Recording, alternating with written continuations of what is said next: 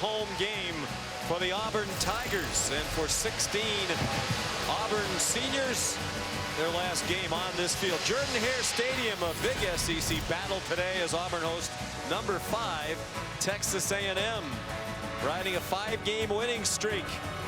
Their longest since they joined the SEC in 2012. You're watching ESPN College Football presented by Geico, and this is the SEC on ESPN. Welcome, everybody. Sean McDonough along with Todd Blackledge. Delighted to have you with us. Huge game for Texas A&M, ranked number 5, trying to get into the top 4 and into the college football playoff. They have to win out, and this is a very tough task for them today against an Auburn team that's talented and plays very well at home. Yeah, and when we talked to the Auburn coaches yesterday, they seem like they really like their chances today. I think for 2 reasons. Number one, in an unusual twist to the schedule, they get to play another regular season game after a disappointing loss to Alabama in the Iron Bowl against another top 5 team. And more importantly, their young quarterback, Bo Nix, by far plays his best football here at home. I like their chances today as well. Yeah, he's 10-1. His 2 seasons as the starting quarterback for Auburn. Here at home, 4-6 away. And how about the touchdown to interception ratio? 15 touchdowns, only 1 interception in 11 home games. About 17,000 fans on hand. About 20% of capacity here. Most of the tickets this season have gone to students, and a lot of students are here despite the fact that they're on break. Auburn won the toss and deferred, so Texas A&M will receive the kickoff. It's Chase Lane back for the boot from Anders Carlson, and we're underway. A big college football Saturday. That'll be a touchback. 50 degrees at kickoff. Bright sunshine, light breeze. We had some rain here yesterday. The field might be a little damp. Here comes Kellen Mond, 4-year starter and the all-time leader, Texas A&M in total yardage, in touchdown passes with 68. 28 wins as a starter. Only Corey Pullig has more. As the A&M signal caller, he won 33 back in the 90s. 60% for the year. And a great touchdown interception ratio. Coach Jimbo Fisher says he's having by far his best season. They start with the run fake and the toss. And it's Anais Smith who does a little bit of everything for the Aggies, and they pick up 14 on the first play of the game. Yeah, really, Kellen Mond last week was the first bad game that he had. They had been off for 3 weeks. He was under 35% completions against LSU, did not throw a touchdown, but beyond that, he's really been superb this season. They threw for a season low 105 last week against LSU. On target to their leading receiver, and he's the tight end, Jalen Weidermeyer. Big, powerful player, as you saw there, at 6'5", 265, and that's a gain of 7. Mond is very comfortable throwing it to him because he's such a big body, and he uses that body well to catch the ball in tight spaces. Weidermeyer, former basketball player. Here's the toss to Isaiah Spiller, leading rusher in the SEC. And they're moving very briskly on these first 3 plays. They're to the Auburn 41. Spiller's a guy that no one really talks about, but he's one of the best backs in the country. He's running behind one of the best offensive lines in the country with 4 seniors. But I love his patience, the ability to wait for the blocks to get set up, and then his ability to bounce the run outside. That's what makes him special. That's the voice of Todd McShay on the field, as our field analyst Allison Williams also here today. Mond faked it to Spiller, and Anais Smith chopped down on the near side by Christian Tutt. He plays the star position in the secondary. It's a 4-2-5 defensive alignment in the base for Auburn. Nice play by Tutt. Stop this A&M momentum. That was an RPO. The line was blocking run. That's just a decision that Kellen Mond makes based on numbers to throw it out there.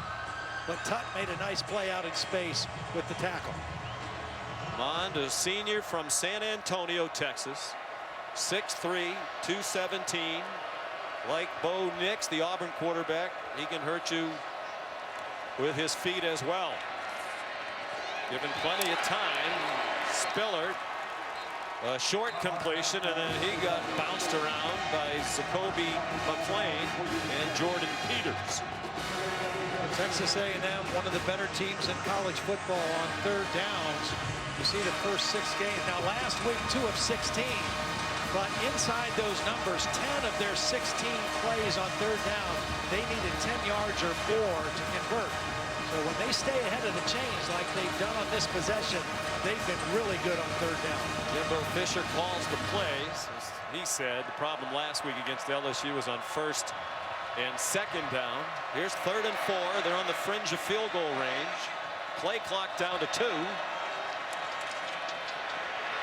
Auburn brings pressure. Mon got it off. And we'll see where they spot it as Chase Lane circled back short of the line to make, but they're going to give him the 29-yard line and a 1st down. Well, they had Weidermeyer isolated on the bottom of the screen, and that's where Kellen Mond looked first.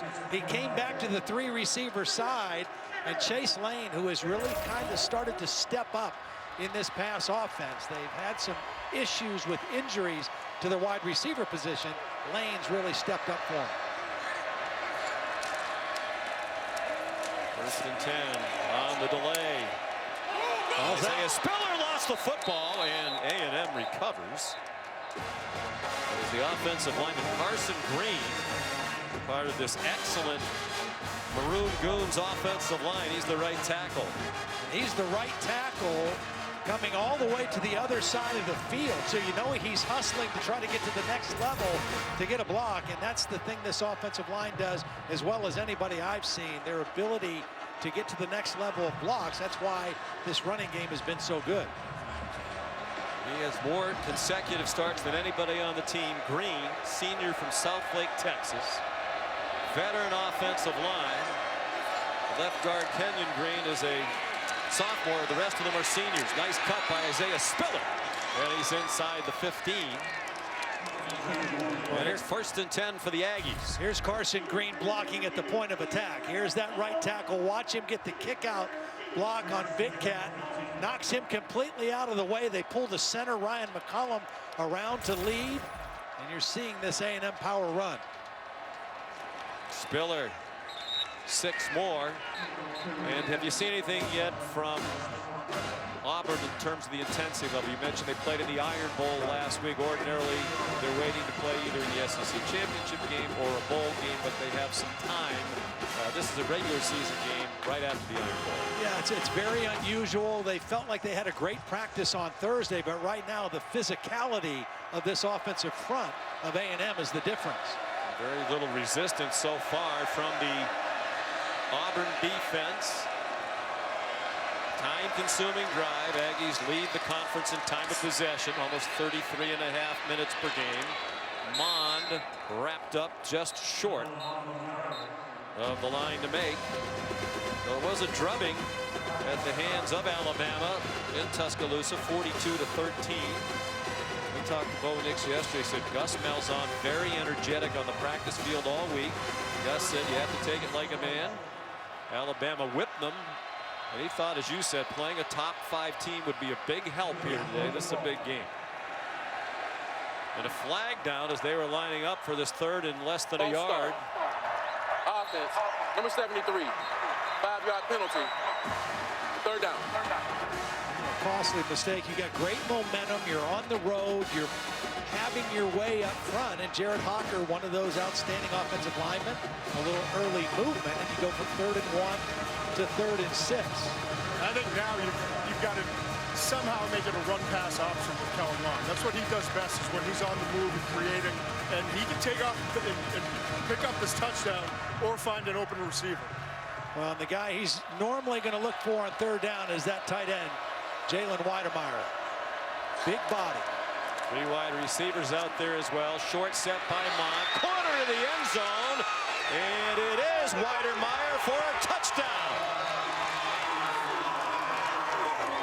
Beautiful route on the corner route. He moved the defender inside. You can see his pass receiving skills. Take a look at the end of this. Make sure he got 1 foot in. There's the catch. Left foot in. Yep. He completed the catch. That's a beautiful catch. He high points it, gets the left foot in. And that's where Kellen Mond is most comfortable, particularly in critical situations, red zone or on third down. They've reviewed it. It is a touchdown. And what an impressive opening drive, more than 6 minutes. 11 plays to go to 75 yards. 70th career touchdown pass for Mond, and the extra point up and good off the foot of Seth Small. Weidemeyer lined up inside, 3 receivers to that side, but Kellen Mond is looking to his big tight end all the way. One-on-one coverage. Aggies on the board first. Week continues on this Auburn football team. A couple of offensive linemen who start are cancer survivors. Allison Williams will tell you more about their story as the afternoon goes along. Nifty opening drive by A&M. Caden Davis, a touchback machine, boots one through the back of the end zone. So here comes Auburn for the first time today, led by the sophomore from Pinson, Alabama. Well, he moved around a lot as a young boy. Bo Nix, 61% completions for the year. 10 touchdowns, 7 interceptions, a threat to run as well. He's run for 283 yards and 4 scores. Started from day one of his career here last year's 22nd career start. They're 14-7 with him leading the offense. Starts out of the gun and throws it behind his intended receiver, Anthony Schwartz. And let's say hello, good morning, because it is Central Time here, to Allison Williams. Hey there, Sean. Keeping an eye on running back Tank Bigsby for Auburn. He's dealing with a hip injury from 2 weeks ago that really limited his production last week. I watched him in warm-ups, guys. He seemed fine. He hasn't been out there yet. I'm told he will play, though. He told me he feels good, but Gus said it'll be like last week. They'll just feel it out as the game goes on. Trying to swing it out to Schwartz again, and they're 0 for 2. And passes to their left, intended for Schwartz. That's a big difference, as Gus Malzahn, the coach, says he's a game changer, Bigsby. And he tried valiantly to go last week at Alabama. You could tell that hip was still a problem. They thought he was better in practice this week. Well, they're a different team with him because of his ability to break tackles. And Auburn, to be good offensively, they have to run. They can't put it all on the throwing and passing of Bo Nix. They're a run and play action pass team, as Coach Malzahn said. Tough to play action effectively when you can't run. They complete a pass, and how about Sean Shivers lowering his head, trying to get to the first down marker. He's not a big back, just 5'7", 179. He came up about a half yard short, and after some hesitation, here comes the punt team. Well, football is a game of leverage, and the low man wins. And that time, Shivers was the low man against Miles Jones. Cornerback Miles Jones is 6'4", and he took the worst of that collision. If you're Gus Malzahn, would you be tempted to go for this? I think they're reconsidering right now. Yep, there was a timeout for an injured player, and that gave Gus a little more time, but it looks like the punt unit is going to remain on the field. What do you have to lose? I think you punt. It's too early in the game to go for it here. I mean, just play the smart play right here, I think. Oscar Chapman on the punt. Very high. And a fair catch made by Anias Smith. 41-yard punt. Texas A&M on offense for the second time. The first one ended in a touchdown. Mond to Weidemeyer. An unknown for many of the players if they'll be back next year. The extra year of eligibility granted by the NCAA because of the COVID situation. So it's a possibility you could see some of those gentlemen who were in that picture again next year. Well, one of the guys that Auburn really misses that was in that picture in street clothes is KJ Britt, one of their inside linebackers, a really good player, physical, especially against this inside running game. There's KJ, hand surgery after the second game, and they miss his physicality and leadership in the middle of this defense. He had double-digit tackles in those first 2 games against Kentucky and Georgia. A&M on the offensive side of the ball for the second time, and it's Spiller for about 8. Here's Matt Berry back in the studio. Hello, Matt. All right, guys, happy college football Saturday. Time now for the AT&T countdown to the CFP. Ohio State without 23 players today due to COVID. 3 offensive line starters. Nonetheless, first drive of the game, Justin Fields touchdown, 7-0 Buckeyes. Good to see that they're able to play today. Hoping to play this weekend again next week against Michigan. Get to the 6 games necessary to play in the Big Ten championship game. Good fake by Mond.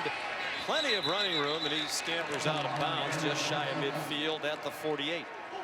See, Kellen Mond is always a threat to run. He really is not running that much this year, at the most maybe 6 times a game, but he's always a threat, so you have to respect him. That time, Big Cat, he got too caught up looking at the back, and Kellen Mond made a nice read to get the ball outside. Gets out of bounds, he avoids a hit, but it's just a positive yardage play. And I think that's what Kellen does best, is read blocks and run the football. And then when he decides to turn it loose, that's when they become really dangerous offensively.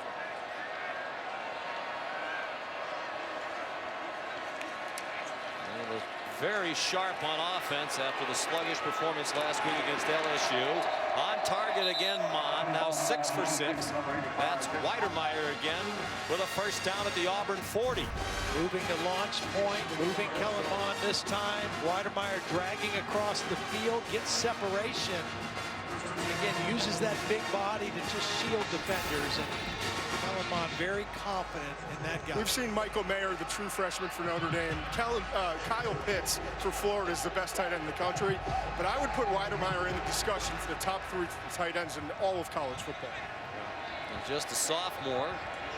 They have another talented tight end, Baylor Cupp, redshirt freshman, who's been hampered by injuries. They think he's just about as talented as Weidermeyer. Mond. Plenty of time and an open receiver. It's Isaiah Spiller again. Pulled down at the 33-yard line, the 34. Jordan Peters was there for the Tigers. Yeah, much different looking A&M offense right now, Sean. You mentioned it. Last week, after 21 days off, very sluggish. Now, the games before that, they were kind of on a roll offensively. Kellen Mond, the whole offense, they were bad last week against LSU and held to 267 yards, 2 of 16 on 3rd down, but a much different looking start today. Yeah, they had just 1 offensive touchdown. Now, it was a rainy night in Bryan College Station.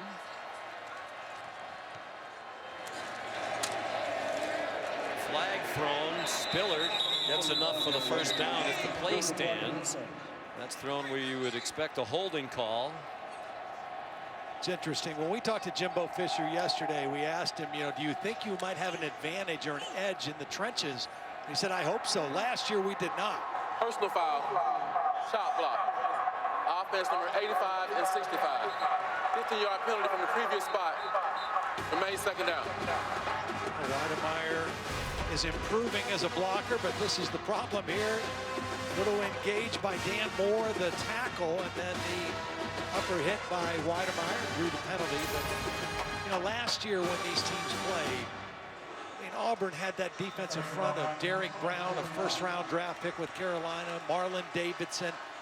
They were kind of the dominant group up front. And this year, the advantage really lies with, and it's showing so far with this offensive line of Texas A&M. That's been the big story of the Auburn season. They've had to totally rebuild both their offensive and defensive lines. 2nd and 19. Against pressure, they set up a screen. Nice call by Jimbo Fisher. And it's Weidermeyer again, back inside the 40 to the 38. They'll need 8 more on this 3rd down with 4:20 to go in the first quarter, and A&M leading 7-0. Weidermeyer's right here, going to slip him out on the screen. Again, 2nd and 19. You call this play just to get some of the yardage back. You're not really calling it necessarily to get 20 yards, but you give yourself a chance on 3rd down because of an effective play on 2nd and long. Keep an eye on Anaya Smith, 0. They've got him bunched over on the right side. Yeah, here he is right here, number 0. Versatile guy. Big play here early. Play clock down to 1. and they didn't get it off. Jimbo called timeout. He was aware of the clock. Kellen Mond was not, and they called timeout. With 3:43 to go, an impressive opening quarter for the Aggies. They're up 7-0 at Auburn. You can check out the Target Command Center broadcast of this game on ESPN 3 and the ESPN app. Look at what you'd be looking at if you went over to ESPN 3. Lots of information on the screen for you, and right now all the numbers dramatically in favor of Texas A&M, already leading Auburn 7-0, and looking at 3rd down and 7 at the Auburn 37. Well, if you're Auburn right now, you got to get coverage on him, and I think you got to pressure Kellen Mond. 8 for 8. He's way too comfortable right now throwing the football. 4 catches by the tight end Weidermeyer, including the touchdown.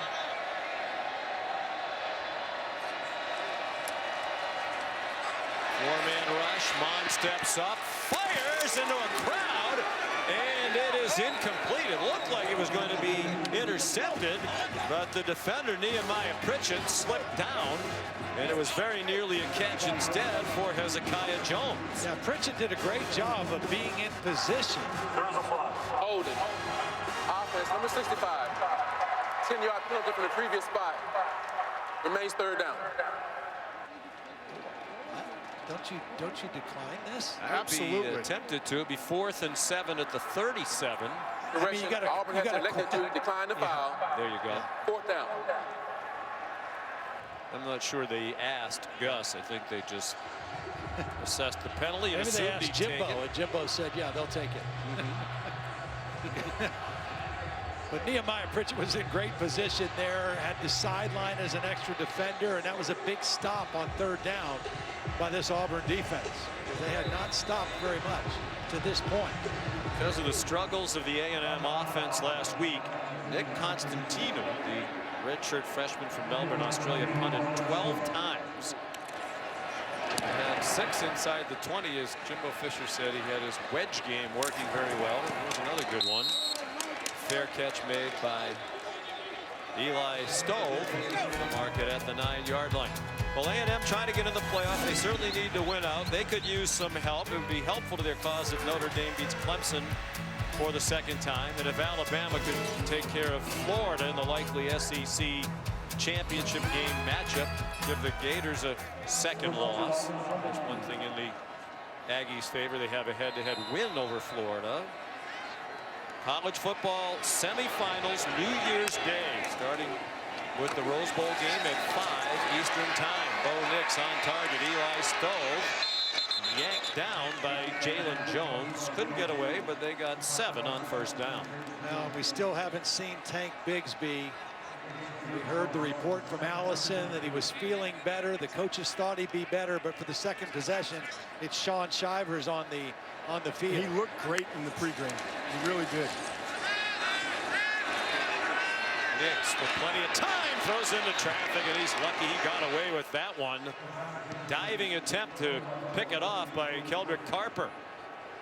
Yeah, that's a case where Bo Nix was locked into Seth Williams, number 18, the only place his eyes went, and the free safety Keldrick Carper was right on point and just couldn't make the catch. So now 3rd down and 3. Got Williams in single coverage. He's a big-bodied receiver, very dependable. Sean Shivers with the first Auburn 1st down of the game as he ran to the 28 before Keldrick Carper tackled him. A lot of movement in the backfield. You had the jet sweep fake, some eyes in the wrong place by A&M defenders, and a nice opening for Shivers to run for the 1st down. Shivers, a junior from Fort Lauderdale, Florida. A&M crowds the line and nowhere to run for Shivers. Here's Matt Berry in the studio. All right. It's a good little start. better start. Yeah, good start for your alma mater. They're running wide. Shivers running down the field. Shivers and almost running all the way to the end zone. It was Carper again, who might have been the last line of defense for the Fighting Aggies. Well, watch Schenker, number 47, with the big block. He seals the corner. And Shivers shows a burst. 29-yard gain. They're back quickly. Shivers again, tackled by Aaron Hansford, senior linebacker. An interesting part of that A&M team. He was recruited as a wide receiver. Had trouble getting traction on offense. Injuries a part of that. Last year they needed help on defense. They tried him over there, and Mike Elko, the defensive coordinator, said that he is as athletic as any linebacker he's ever coached. Still really learning how to play the position. But he's been a factor on that very talented Aggie defense. Seth Williams the catch to the 37-yard line. Again, as Shivers being looked at, kind of limped off the field after that last carry. This is when Auburn's offense moves the best, when they can mix that run in. Plus, with Bo Nix, he's a very capable runner himself. Very quick feet. So they're down to Mark Anthony Richards, who would be their third-string running back starting today. False start by Austin False start. Troxel, number 68. Offense, number 68. 5-yard penalty. Second down. Here's Allison Williams. Guys, I've been keeping an eye on Tank Bigsby. He has been loose, dancing, smiling on the sideline, standing there looking ready to go in with his helmet on, but very telling he is not in right Correction, now. the down's As third down. Shivers Third down. is getting looked at by the athletic trainers. They are taping up his left ankle. Single coverage on Seth Williams. Nix fires behind his intended target, but caught by Seth Williams. Todd Blackledge, as usual, on his prediction game today. They're at the 25 and going quickly. First down. Well, Seth Williams is single coverage on the bottom. 3 receivers to the top. There's no safety over the top. That's where you go. Now some running room for Richards, but he ran out of it quickly as Buddy Johnson, tackling machine, senior linebacker from Dallas, made the play. That'll be the final play of the fast-moving first quarter. Controlled through most of it by A&M, but Auburn is on the move. 7-0 Aggies in a huge game for Texas A&M. The East with a win in that one in the SEC. Kinds of people moving around there, and it's Sean Shivers back in the game after getting his left ankle taped to the 20. It's third down and 5. I would have almost guaranteed that was going to be a run play on that second down because Seth Williams was not on the field. Neither was Anthony Schwartz. So you had other receivers in that were in there to block and not run pass routes. Williams back on the field now to the wide side of the field.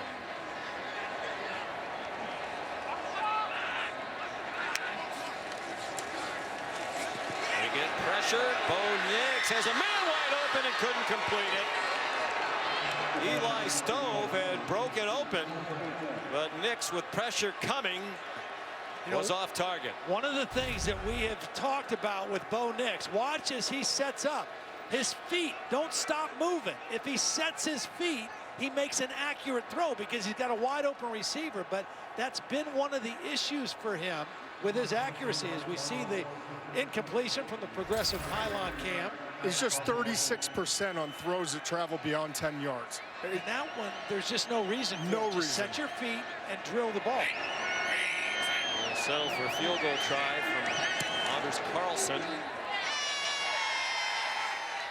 He's on target from 37 yards. So they get 3, but it very easily could have been 7. Down on the field, here's Allison Williams. Sean, offensive linemen always have a special bond, but Tayshawn Manning and Brodarius Ham have one they never expected to share. Both are members of the 2016 Auburn signing class, and both were diagnosed with cancer as high school seniors. Manning diagnosed with leukemia, Ham Hodgkin's lymphoma. They vividly recounted to me the countless days in the hospital, the grueling months of chemo and radiation, and how they watched these young, strong bodies just get ravaged by the effects of cancer and the treatments. Manning withered away. He dropped 60 pounds in a matter of weeks, struggled just to walk around the hospital halls. Ham said he gained 40 pounds.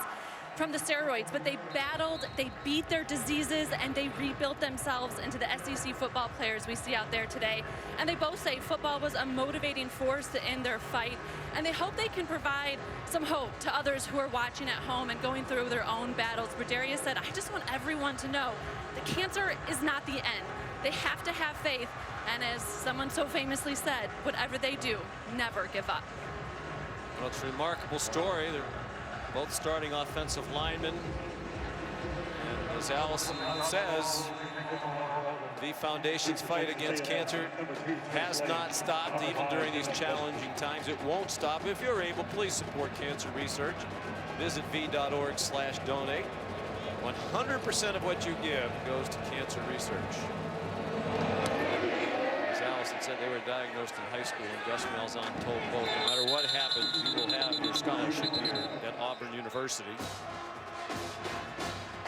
And Allison, it's certainly been an up and down time for him since then. More tragedy, unfortunately, but some wonderful news this week. Yeah, Sean, how special is this? Kalani Grace was born on Sunday, and this comes after Broderius and his wife Kayla suffered such unimaginable tragedy in February, losing their 3-month-old son. Broderius was actually told after his cancer treatment he could never have children, so he said, God bless me with 2 beautiful babies, and what a little just shining light in their life with beautiful Kalani Grace. Big hole and a big gain. It's Devon A-Chain through the middle and out to the 39-yard line with an A&M first down. Again, v.org/donate. Because all staff at the V Foundation are paid out of money that has already been given in an endowment to the V Foundation. Every nickel you send goes directly to the cancer research. A-Chain again, and Zacoby McClain knocked him down at the 43-yard line. I'll tell you what, John, I am very impressed with this offensive line. And we knew coming in they were good. You know, they're experienced, they're physical. The youngest one, Kenyon Green, the left guard, is probably the best, the most talented. But these guys are all future NFL offensive linemen. And their ability to sustain blocks and work well together, very impressive. Opening another big hole for A-Chain, and he can really fly. And if Jamian Sherwood didn't get him down, he would have flown to the end zone. He's inside the 25, 1st and 10, Aggies. See, now here's what I want you to see. Watch the left tackle, Dan Moore and Kenyon Green. Double team, then get to the next level. Pick up the middle linebacker. And that opens up the hole. When you can get to the next level on the front side of the play like that, it opens up big time for the running game. 28 yards for Devon A-Chain. A&M on the move again. They stick with A-Chain. He got walloped at the end of the run, but he got another first down. Smoke Monday made the stop. This offensive line, as Todd was saying, there are 4 seniors, 3 of which are going to get drafted, including Dan Moore and Carson Green, the offensive tackles. The best player, as Todd also mentioned, is the sophomore Kenyon Green, the number 55, the left guard. And I talked to a scout yesterday just to confirm what I was seeing. He said all 4 of these guys, the seniors, are going to be in NFL camps come next year.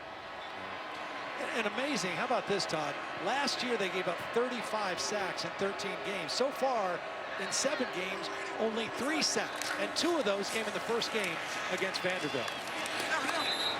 A-Chain, short gain that time. Obviously, they do a great job blocking for the run game as well. Jimbo Fisher said that group works collectively in unison as well as any offensive line he's had. They're very intelligent. Same 5 has started every game. That certainly helps. Really good offensive line coach, too, and Josh Henson. His 2nd year, was a former lineman himself at Oklahoma State, has a great resume. He's done a really nice job with this group.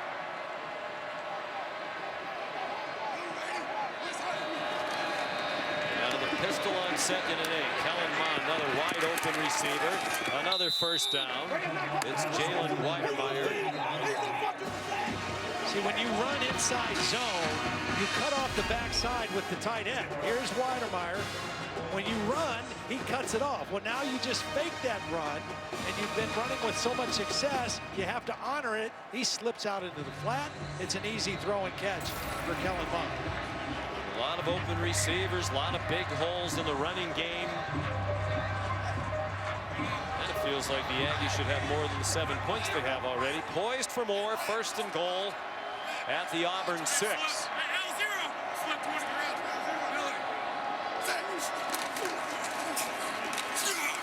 Isaiah Spiller to the 2-yard line. That's the kind of run that Jimbo Fisher says shows the improvement from last year to this year in Isaiah Spiller. Last year, wanted to make every play a big play, tried to bounce too many things outside. He says, I just want you to take that good, hard 3-yard gain, 4-yard gain. When that's all that's there, take whatever's there. As he said, 2nd and 10 as a play caller isn't as good as 2nd and 7. You got this offensive line, 2 tight ends in. I would just ride it right in the middle. And that's what they tried to do, but Spiller got stood up just as he crossed the line of scrimmage. The true freshman in there in the defensive line, Zykevius Walker leading the way, number 3.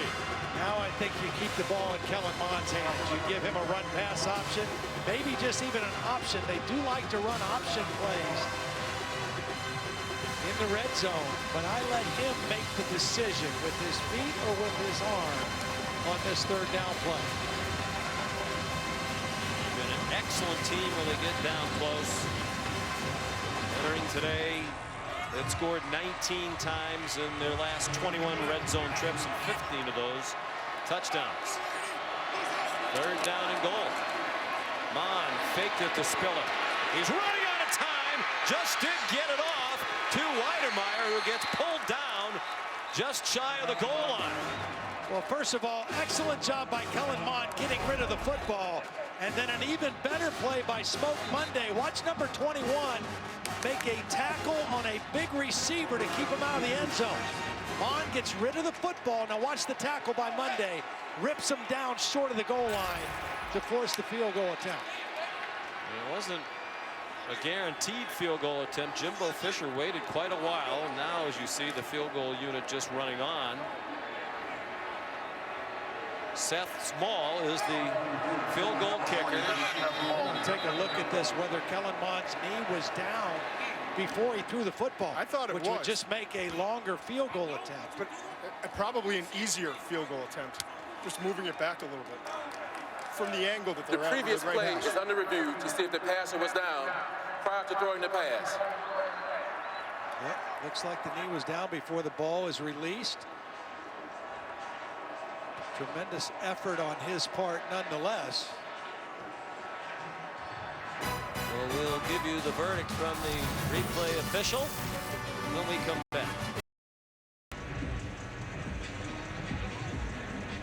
The replay booth, with help from the SEC headquarters in Birmingham, confirmed what we saw on the replay. Kellen Mond's knee was down before he released the pass. So they've moved the ball back to the 11-yard line. As Todd McShay said, the kicker here, Seth Small, might be helped a little bit because distance isn't a problem, and this gives him a little bit better angle.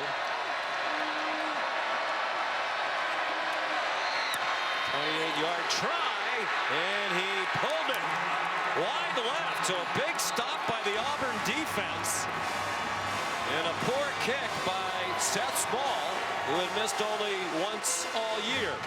Angle schmangle. Yeah, that one might have been good if he was closer, because it went left quickly. All right. Yeah, I'm gonna be all right.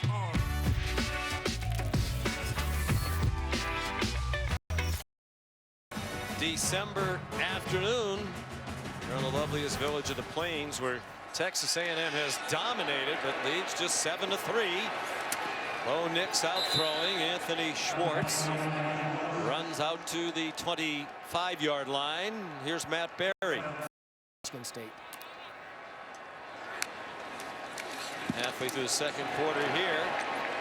Here comes Anthony Schwartz, and I believe Tank Bigsby was on the field for that snap. We were wondering if we were going to see him. He is on the field.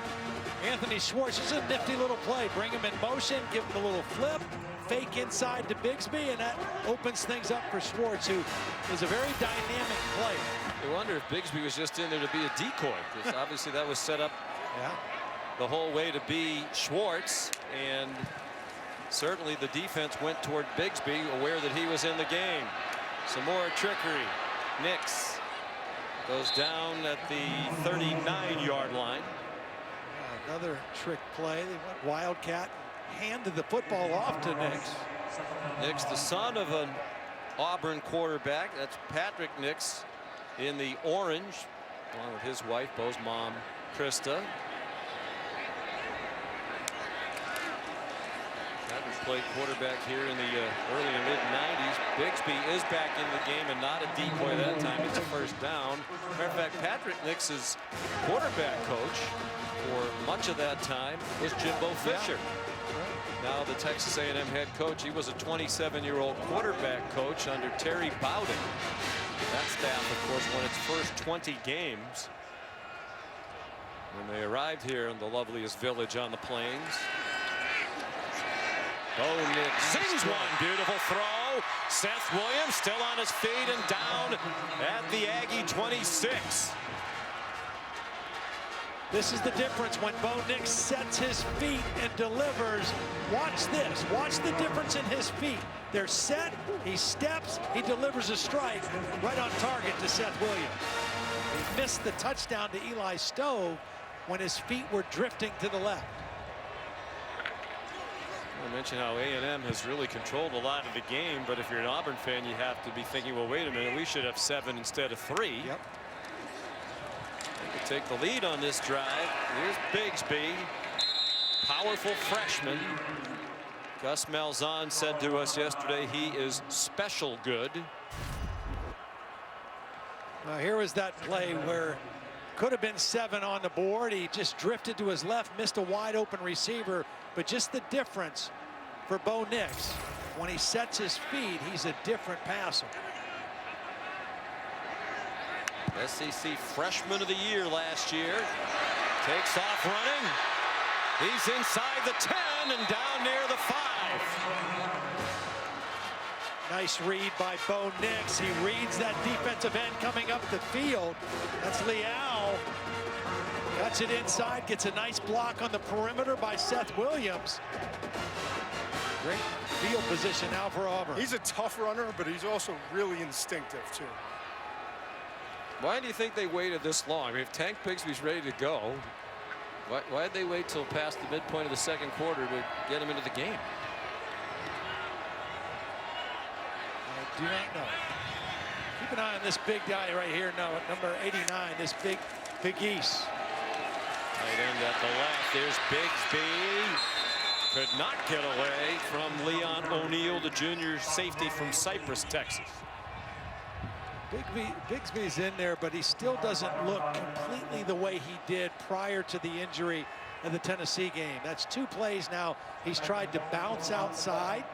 I mean, when he's at his best, and what makes him special is his ability to run with power and his ability to break tackles. And he doesn't quite look the same as he did earlier in the year. Now that's what he looked like in the Alabama game last week, the run we just saw. And Gus Malzahn gave him the hook in that game. Clearly he wasn't close to 100%. They replaced him with Shivers. Nix under duress. Got away. How did he do it?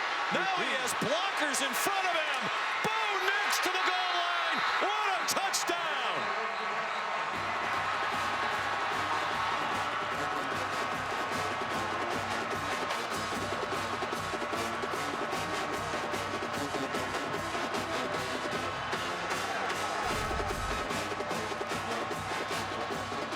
Let's make sure it was a touchdown. Did he get in? He certainly did.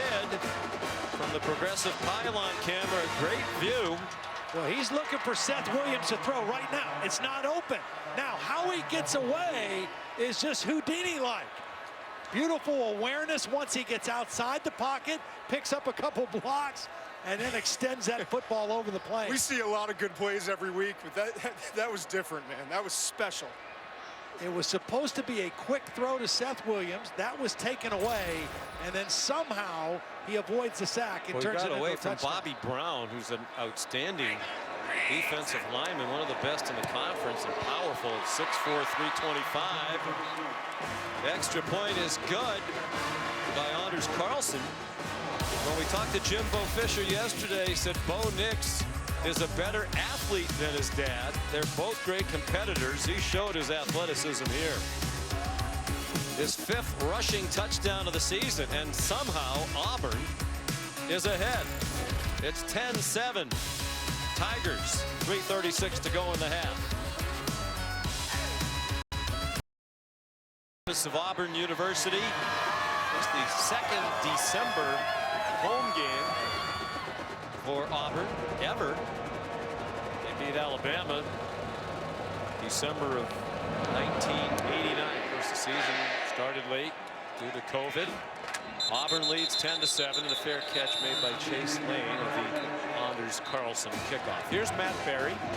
All right, Sean, I've prepared a special Lexus halftime report for you. Coming up, the Buckeyes back in action. We'll check in on them. Plus, Oklahoma State still trying to stay in the mix in the Big 12 championship race, plus all the early action from the noon Eastern games. Jesse Palmer, Joey Galloway join me coming up on the Lexus halftime reports. It's always special with you, Matt, and your teammates. Bo Nix, scintillating touchdown run to put Auburn on top.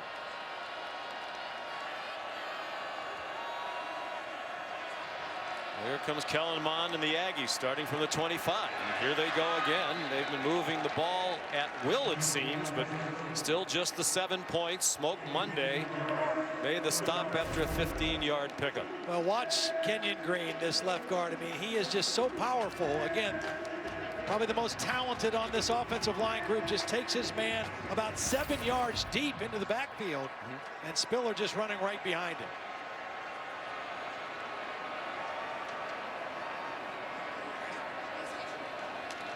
Approaching 3 minutes to go in the half. Lots of time for Kellen Mond, and on target into Auburn territory. A first down.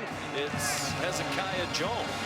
If you're Jimbo Fisher, you got to be scratching your head saying, everything we're doing is working. My quarterback's 9 for 10. We're gashing with the run game, but we get stopped down by the goal line a couple times, and we're behind on the scoreboard. We're dominating the stats, but we're behind on the scoreboard. Missed a short field goal. Auburn brings pressure. And Spiller's stuffed by Owen Papo after a short gain. He's an excellent sophomore linebacker who started every game for Auburn since he got here last year. See, the thing about these two linebackers, though, with Britton being out of the game, Papo is outstanding, very athletic. He's listed at 220 pounds. Jacoby McLean next to him is listed at 211 pounds. They're fast, they can play in space, they make a lot of tackles, but they're a little undersized in a matchup like this. The way A&M likes to run inside and the way their offensive line gets to that second level, it's a real challenge for those two guys. Von A-Chain, the running back. A&M using the clock. They have plenty of time. They don't want to leave Auburn time. And this possession's over. A-Chain moving the chains. First down inside the 30. Tom Weidemeyer was the lead blocker. He's the guy that's going to get the block on Papo. Number 0, there's the block. Smoke Monday with a missed tackle from his free safety position. And another gashing run by A&M. I would love to be a running back in this offense, behind this offensive line. It's easy.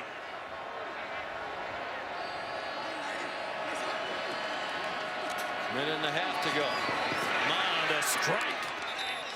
Anaya Smith fell down as he tried to cut her. He might have gotten more out of that one. A lot of room. Anaya Smith is kind of a wild card for this offense. Running back, wide receiver. They can use him in a lot of ways. He's been a big play guy for them. A little surprised Auburn doesn't start using its timeouts here. Time is not a problem for A&M. Isaiah Spiller, powerful refusing to give up. The Maroon Goons giving him a shove to help him along, and finally it stopped at the 1-yard line. Just so much more physical as a runner. And he's going to lower his head on the safety, Jamie and Sherwood, and just keep driving. You see the Goons trying to give the push from behind. But just Spiller running with so much more violence. And on 1st and goal, they do not score. Sherwood trips up Spiller. I'm surprised A&M snapped it that fast. They've done such a good job here of using the clock and making sure they don't leave Auburn anything. This has been the problem. And down here close. Mon keeps this time, and it's a touchdown. Well, last week, Kellen Mond made a mistake you don't see a veteran guy make. He stuck the ball out on a quarterback sneak on a 3rd and 1 play. That time he protected the ball, did not go over the top. He's going to go underneath on this one. See how he protects the ball and got it across the plane for the touchdown.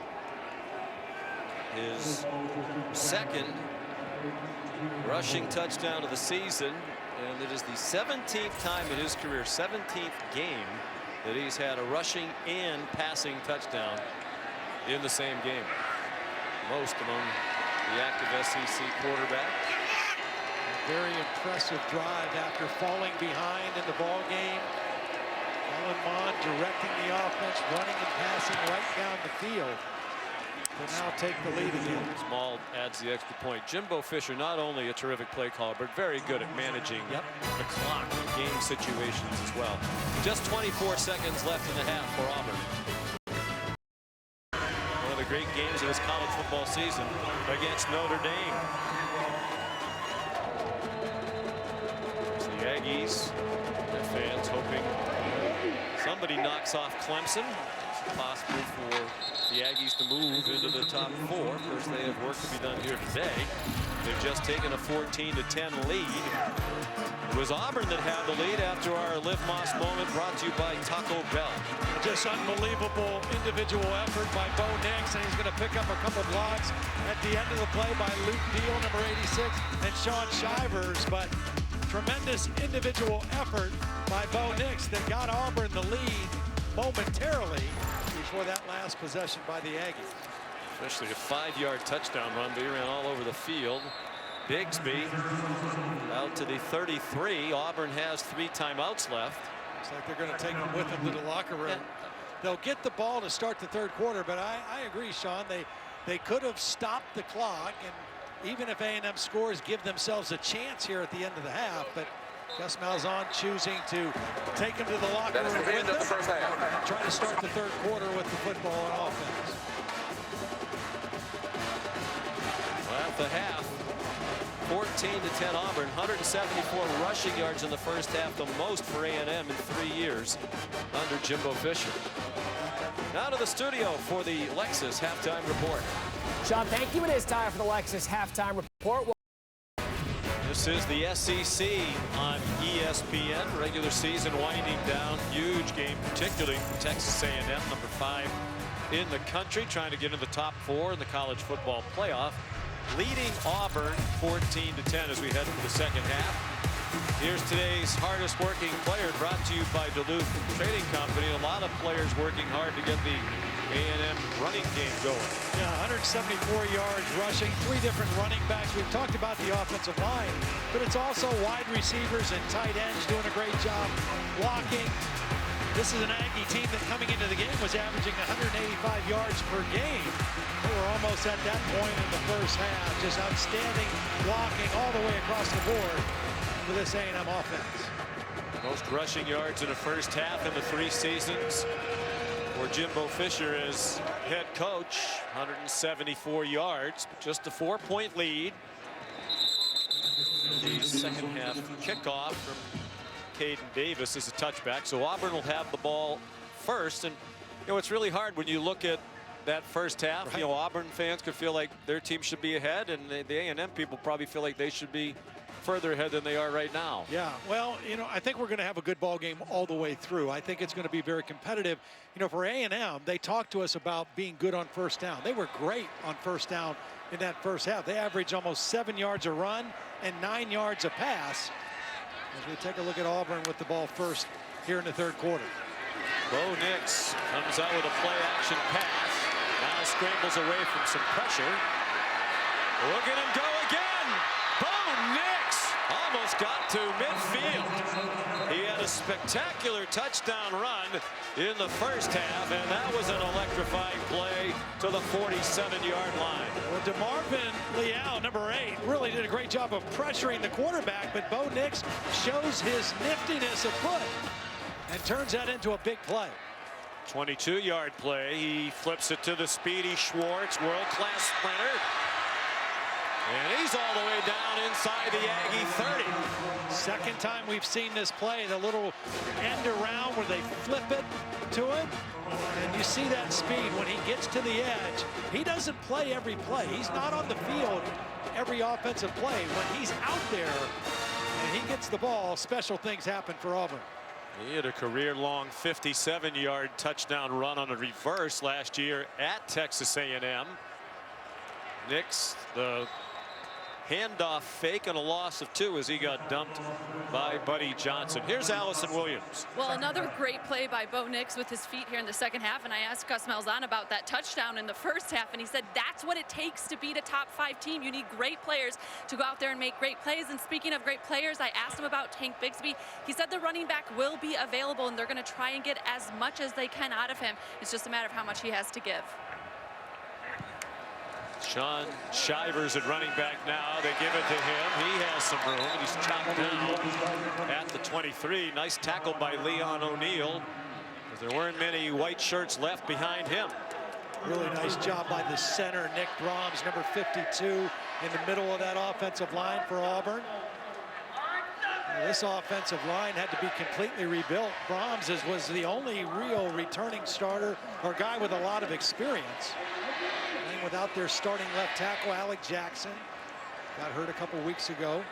He had hand surgery, probably not coming back this year. Austin Troxell, highly recruited, is the left tackle now.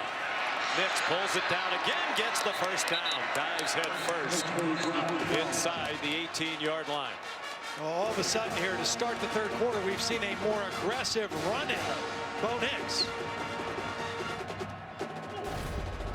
Listen, Bo Nix is still developing as a passer. He said it, he knows it, and he takes a lot of heat here in Auburn with all the attention on this program. But he is such a great competitor, and just to see it on the field, the toughness that he has, and just the will to pick up first downs and to make the play. Took a knee in the helmet, was a little slow to get up. Bigsby's back in there. He powers inside the 10 to the 9-yard line. Nice movement up front. Tayshawn Manning, number 56, with a nice block from his left guard position. Nice straight ahead run that time by Bigsby. Now this time they have Bigsby lined up as a slot receiver, at least as this play begins. There he is, number 4. Now he's back into the backfield. Nix faked it to him, did not get back to the line of scrimmage. Chad Morris is the play caller. First year as the offensive coordinator here. Most recently the head coach at Arkansas. Prior to that, the head man at SMU, longtime friend of Gus Malzahn. Both have their roots as very successful high school coaches. Morris in Texas and Gus Malzahn in Arkansas. This is where they like Seth Williams in fade type routes or back shoulder throws, this part of the field. Third down and 3, opening possession of the second half. Bigsby breaks tackles and gets the first down. That's what makes this kid special, his ability to break tackles, to throw bodies off of him. This looked like there was no way he was going to make the first down. Not only does he get the first down, he gets it inside the 5. Leon O'Neal had a chance to stop him, did not. Nix another fake, Nix another touchdown, and Auburn reclaims the lead.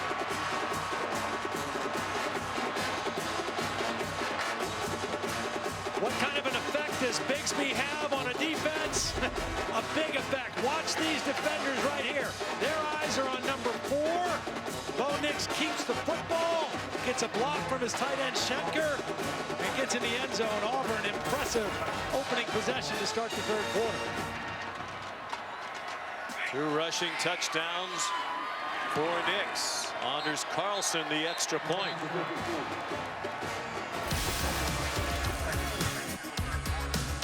Well, Todd McShay said it.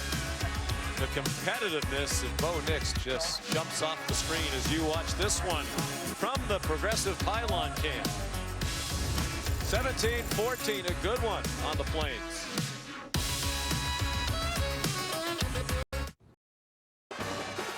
Bo Nix, first career game with 2 rushing touchdowns. It was a 9-play drive. 8 of them were rushes as they went 75 yards in 9 plays. Took 4:24 off the clock. Carlson's kickoff is a touchback. And we'll take a look at this week's college football rankings. Brought to you by Capital One. Alabama in action tonight. Notre Dame should be able to handle Syracuse that has 1 win. Kind of nice to see all those teams other than Cincinnati playing. The last couple of weeks we'd be seeing top 10 teams with games postponed or canceled. Kind of nice to see everybody in action. The Bearcats with the weekend off.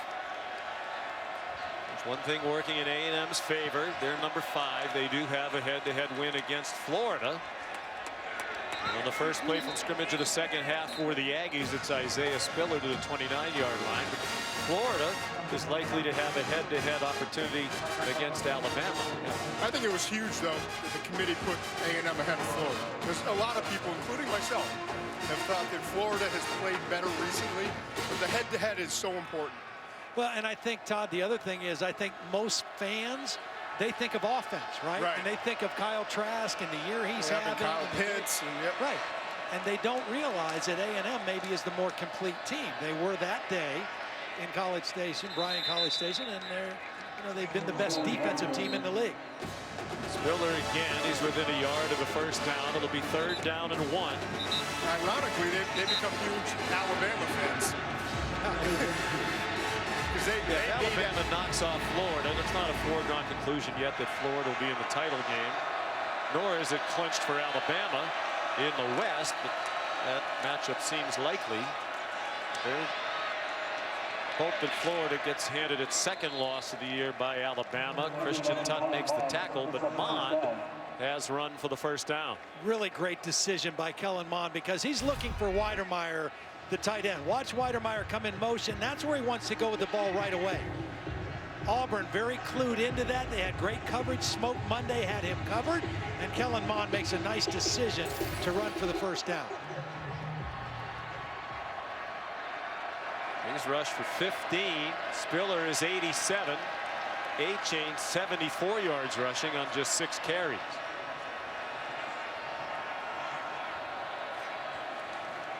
Auburn brought a blitz. The blitzer stopped. It was Smoke Monday. And ran down Mond from behind. Tyrone Truesdale there as well for Auburn. Here's Monday. Now this is a run blitz. They're expecting run. They're just trying to get extra bodies in to try to slow down this A&M run game. The reason Monday slowed down, he wanted to make sure Mond wasn't going to bring it out the other side. Once he saw the direction he was going, he was able to help on the tackle. Monday had a rough game at Alabama. They got beat deep on some passes. He missed some tackles, but Kevin Steele told us he was playing with a very sore rib cage, injured early in that game while he was covering a punt. Pass over the middle, knocked the hat off the head of the umpire. Russ Pulley. I thought A&M was supposed to have the 12th man. Auburn's got the 12th man on this play, and it's the umpire. Going for Hezekiah Jones in the middle of the field. Instead of Hezekiah, it was Hezekiah Russ Pulley. Thankfully, he's okay. And here's 3rd down and 8. A&M 3 of 5 on 3rd downs. One of the best teams in the country. 5th best. As you said earlier, they were number 1 on 3rd down nationally before the 2 for 16 last week against LSU. Here comes pressure. Mond escapes. Throws on the run, and it's batted away. Nice defensive play by Roger McCreary. And right now, Jimbo Fisher's telling Kellen Mond, just run that. If you run it, you're going to pick up the first down. He does a great job of escaping pressure. Auburn brought a blitz. Free rusher. He gets outside. Now, right now, just run it. Make the first down with your legs instead of trying to throw that ball rolling to your left against tight cover. And Jimbo's right. And one thing I'll say about Kellen Mond is he takes to hard coaching. He's been used to it all his life. Grew up in a military family. And Jimbo can be a tough coach to deal with, but he's grown up a lot, and there's not a lot of the back and forth that there used to be. But you're right, he has to run that ball and pick up the first down. And I bet you Kellen Mond right now knows it. Nick Constantino.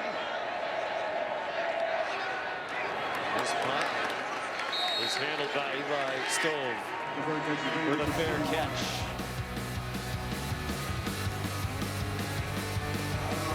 36-yard punt.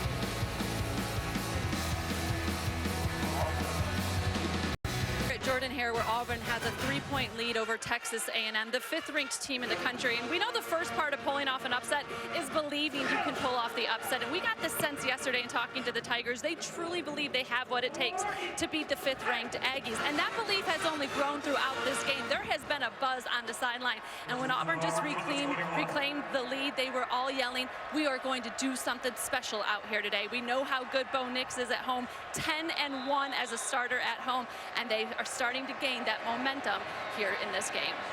As they're running of Bo Nix to start the third quarter, they really kind of got everybody fired up. Nix handed it off to Sean Shivers around the right end. And out near the 25-yard line, Leon O'Neal made the tackle. Now some tempers flaring. Tell you what, Sean Shivers has played well today. I mean, you know, we expected to see a lot more of Tank Bigsby. We've not seen a lot of him, although the last time he was on the field was about the best we've seen. But Shivers has played well. He's brought a lot of energy, too. Yes.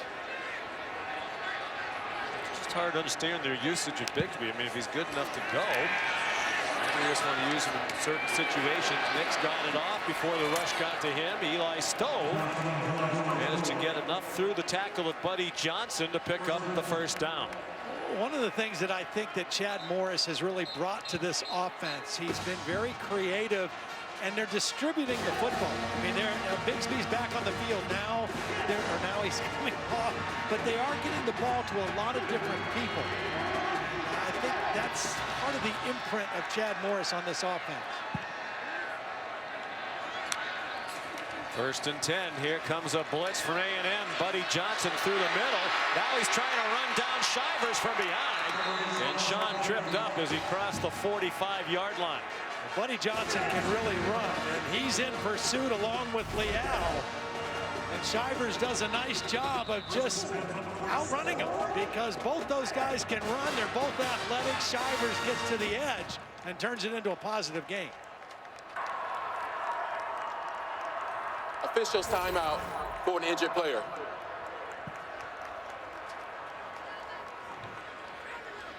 .6:27 to go, third quarter. Bobby Brown, the injured player for A&M. Well, for much of Gus Malzahn's 8 years as head coach at Auburn, he's been the play caller as well. He told us yesterday, I've handed the offense over to Chad Morris. He is the play caller. We saw that during this timeout. That's Morris surrounded by the offense while Gus Malzahn was on the sideline 20 or 30 yards away. Here's Tank Bigsby. Where has he been? Rested. And well rested. He runs all the way to the 11-yard line. Great blocking on the left side. Austin Troxell, the new left tackle, with a block at the point of attack.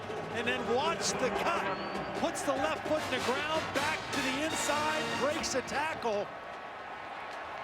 Fresh legs for Tank Bigsby. Think about this program. Go back to Bo Jackson, Fred Beasley, Heath Evans, Rudy Johnson, Cadillac Williams, who's the running back coach now. It has been a pipeline of great talent. Bigsby's the next one. 42-yard run, just the 7th carry of the day. his 8th. He drags defenders inside the 10-yard line. Well, his running back coach, pretty fair running back here, Cadillac Williams, on his first year on the Auburn staff, was coaching for the IMG Academy down in Bradenton, Florida. He's a guy a young running back would listen to if you're in the meeting room with them, right? Former first-round pick of the Tampa Bay Bucks out of Auburn. Bo Nix on 2nd and 8, short throw, hoping for run after the catch, and didn't get much of it from Kobe Hudson. His first touch of the day. They're at the 7-yard line. And here's 3rd down. They could pick up another first down at the 1. Bigsby tried to check himself in, and Cadillac said, no, not yet, not this time. So I think if you're Bo Nix here, your team's got momentum. All right, so a play is going to be called for you to have a chance to get a touchdown or a first down. If it's not there, throw the ball away. Don't take a bad play. Put more points on the board with a field goal. The opportunity for him to run or pass. Straight pass, and his throw too high. Trying to get it to Brandon Frazier, a tight end. Aaron Hansford, the linebacker, had the coverage, so it was a nice drive for Auburn. They went 72 yards in 7 plays, took 3.5 off the clock, but it'll end with a field goal try of 24 yards from Anders Carlson. I thought they'd get the matchup there with Frazier. He didn't have a catch on the year, but he was out there against a linebacker, but Hansford in great position.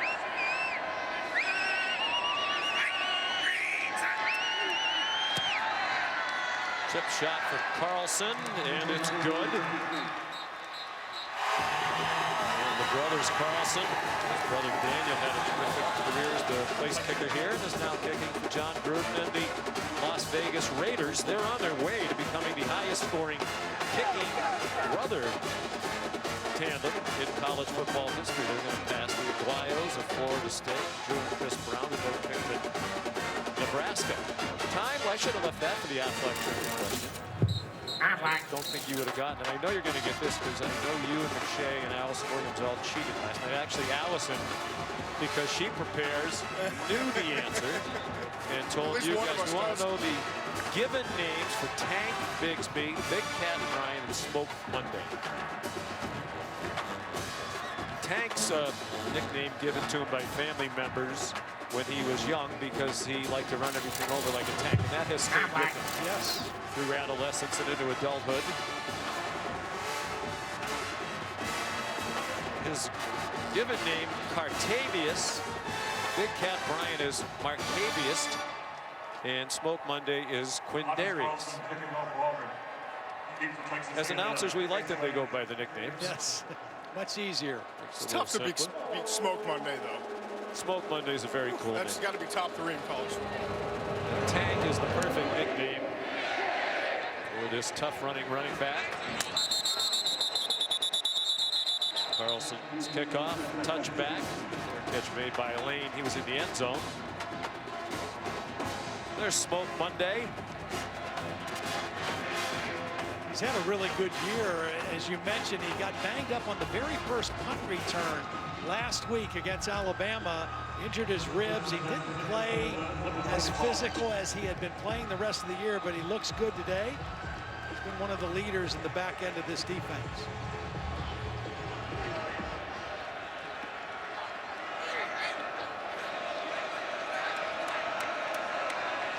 So A&M in a must-win game if they're going to be a part of the college football playoff, which starts with the semifinals on New Year's Day. Down by 6, and a hard hit by Derek Hall on Isaiah Spiller. You know, the way that A&M has been able to run the football today, they're at 195 yards now. I would expect Jimbo Fisher to call something play action where they take a shot down the field. Kellen Mond has really not aired it out at all in this ball game. A lot of short, medium range passes, but that play action should set up something down the field.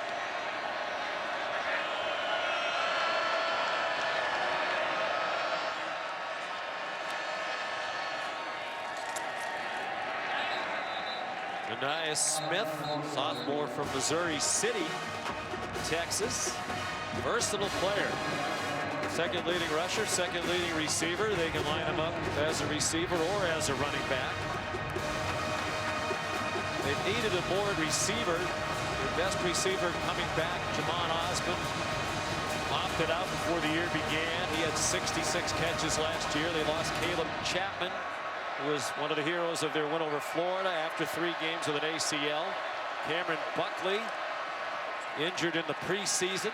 He would have been a big part of their receiver rotation. So they've done a remarkable job throwing the ball without 3 of their best wide receivers. Spiller, the ball carrier. They say it is a first down. Daquan Newkirk made the stop for the Tigers. The guy I think that they can get a big play with is Chase Lane. That's him up here, number 2. Weidemeyer, he works the middle of the field. Kellen Mond very comfortable with him. Chase Lane is the guy that can get something down the field.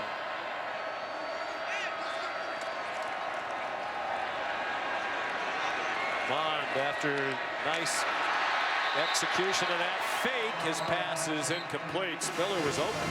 Well, Spiller was open, but Chase Lane was wide open for an even bigger play if Kellen Mond would have looked at it. Here's Chase Lane. Watch him run the post route. He's going to be open for a big play down the middle. Todd, he had 3 yards on him. I mean, that was going to be easy money. That's one Kellen Mond's going to wish he had back when he studies the film tomorrow. Well, to your point, too, this is a cover 1 defense primarily, meaning it's man-to-man with 1 free safety. You look off this free safety, and you get some shots down the field. Nice run. Good decision to keep it by Mond. He's across midfield, scampers out of bounds at the Auburn 48-yard line. We're down to 2:18 to go in the 3rd quarter. Just a straight little lead option. You're going to option the end man. And he gets Christian Tutt kind of in that bind. Tutt takes 1 step towards the pitch man, and Kellen Mond keeps the football. I would go back to that one-on-one situation if they can get it with Chase Lane. Again, you're right, Todd. A lot of man coverage leaves opportunities for one-on-ones outside. 3 receivers to Mond's left. And they run to the right. Von A-Chain. Boy, every time they've given it to him today, something good has happened. Taken down by Jalen Simpson. It's another A&M first down. Just a really impressive run game again today. They weren't able to run the way they've been used to last week against LSU. They didn't throw well last week. But this combination of Spiller and A-Chain and Anais Smith occasionally, very impressive. 89 yards, the career high. He had 125 all season entering today. True freshman out of Missouri City, Texas. With great speed. Trying to get him in the open field again. Derek Hall wrestled him down at the 29-yard line, and we're under a minute to go in the 3rd quarter. Spiller fresh in the 4th quarter. You bring him back out. He's your more physical runner. Saw them do the same thing to Florida, really commit to the running game in the 3rd quarter, even when they were down on the scoreboard. Kind of like body blows by a boxer. You take the legs out of that defense, and then you get to control the game in the 4th quarter. Auburn has struggled lately to stop the run, and that's been the case again today, and it's the case on this play. A-Chain saying, I'm not just a speedster, I can run with power as well at 5'9", 185, and he's down just shy of the 10-yard line. Well, nice job by Weidemeyer getting a block downfield, staying on his man. That's been the impressive thing with Weidemeyer. We knew what he was like as a receiver, but he's gotten much better at the point of attack as a blocker. Apparently there's a flag down on the play that we didn't see. Personal foul. Illegal block below the waist. Offense, number 54. 15-yard penalty from the spot of the foul. Remains 2nd down. They were called for a chop block in the first half, and Jimbo Fisher in the half told Allison Williams he didn't like that call. Well, there it is, number 54, the right tackle, Carson Green. Again, one of the best things they do offensively with this line is cut off backside defenders. That block a little low by Carson Green, kind of out of that box where you're allowed to make that play. There are certain points on the field where you're allowed to make that kind of a cut block, but that was out of the box. Well, it's a huge penalty. Instead of 1st and 10 on the 11, they're back at the 38. And that's where they'll begin the 4th quarter. That is the end of the 3rd quarter. Very entertaining game here at Jordan-Hare Stadium in Auburn, Alabama. On to the 4th quarter we go. You're watching ESPN College Football, presented by Geico. Well, here's a fan who is certainly heeding the guidance from the CDC, social distancing, wearing a mask. On the 17,000 fans spread out at Jordan-Hare Stadium. 2nd down and 14 here, Sean. Last time A&M was in a similar situation, 2nd and 19, they ran a tight end screen just to try to get back to a manageable 3rd down situation. Let's see what Jimbo has called on this one. Evan A-Chain, the hot hand, remains the running back. 4-man rush at Kellen Mond. They dump it to A-Chain over the middle.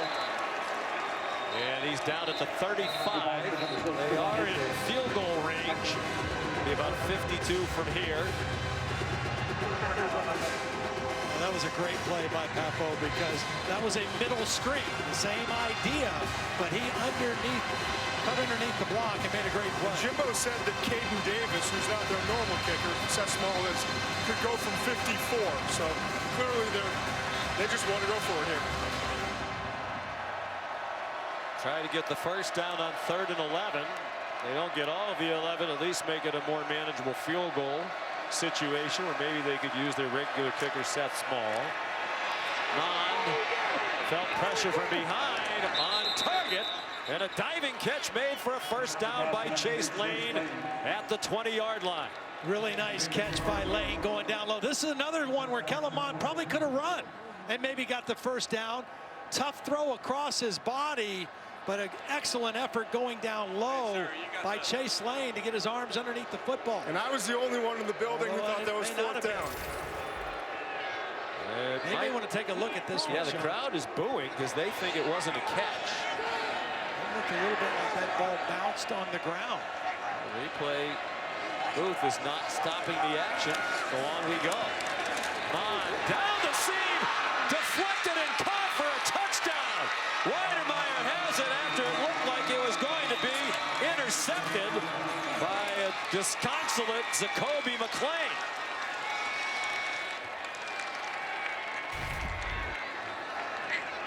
Mond looking for his favorite target. Doesn't get the ball quite high enough. McClain gets both hands on it, but Weidemeyer there to catch the deflection. And McClain did everything right. He read the quarterback's eyes. He was in position. He just didn't make the play on the ball. 2 interesting plays in a row that go against Auburn.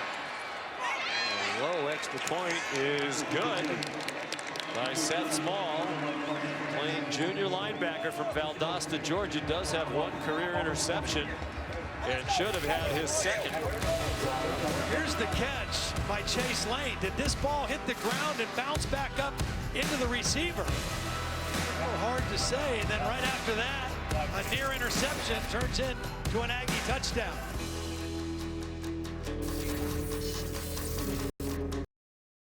This is the SEC on ESPN. A beautiful early December day in Auburn, Alabama.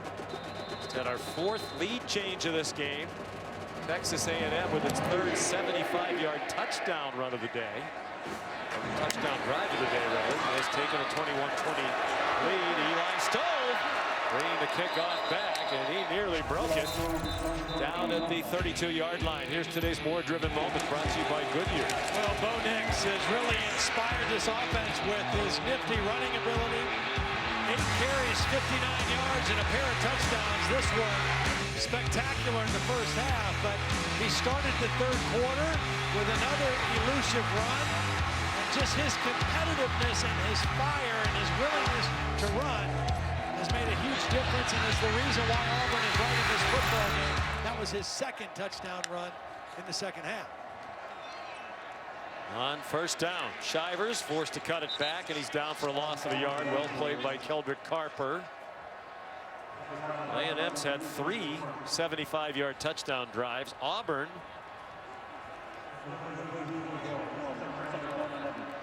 has had long drives all day long as well.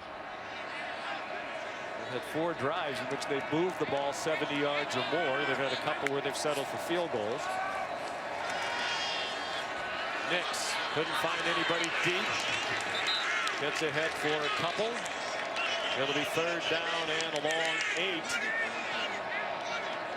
Jaden Peavy, Tyreek Johnson made the play for the A&M defense. It just has not felt like there's been many 3-and-outs in this football game, that's for sure. A&M with a great situation here with Auburn backed up third and long. This is not really the wheelhouse for Bo Nix or for Auburn's offense. They're not really built ideally for third down and long situations. Not many teams are. 12:15 and the clock running. Here comes Schwartz. Give them 3 receivers on the right. Nix throws it to the left for a back shoulder. It didn't look like the receiver was ready for the arrival of the ball. Zevian Capers wasn't looking for it with Miles Jones in coverage. Miles Jones was all over him in perfect position. Again, a veteran corner, you use that sideline to your advantage. You just keep pushing that receiver to the sideline, and it forces a perfect Texas throw. A&M is now reporting as number Capers 19. wasn't looking. Number 0 is reporting as number 19. And the second you see that receiver start to look back, that's when you get your head turned around. Really great coverage on the outside. Nia Smith changes uniform numbers. Miles Jones is also on the punt return team, so he throws on 19 very quickly. That is Nia Smith. More football action in 10 seconds.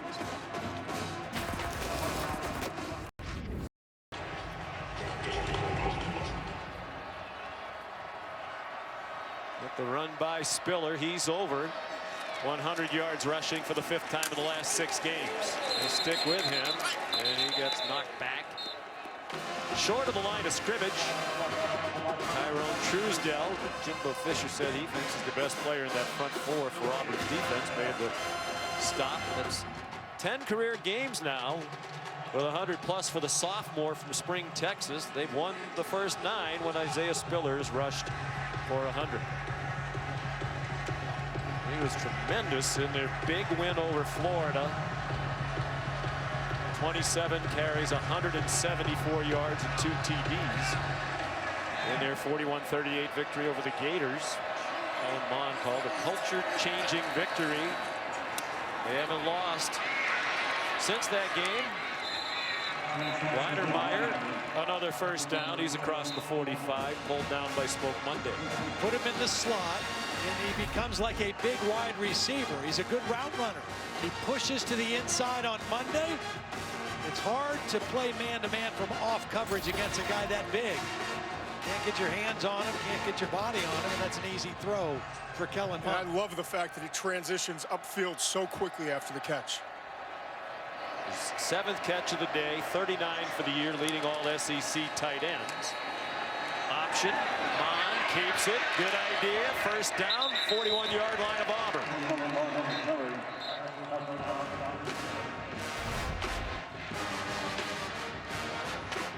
Great block there by Carson Green, the right tackle. He's battled some injuries this year, but you see, he's the guy that seals off the edge and allows that run to be as productive as it was.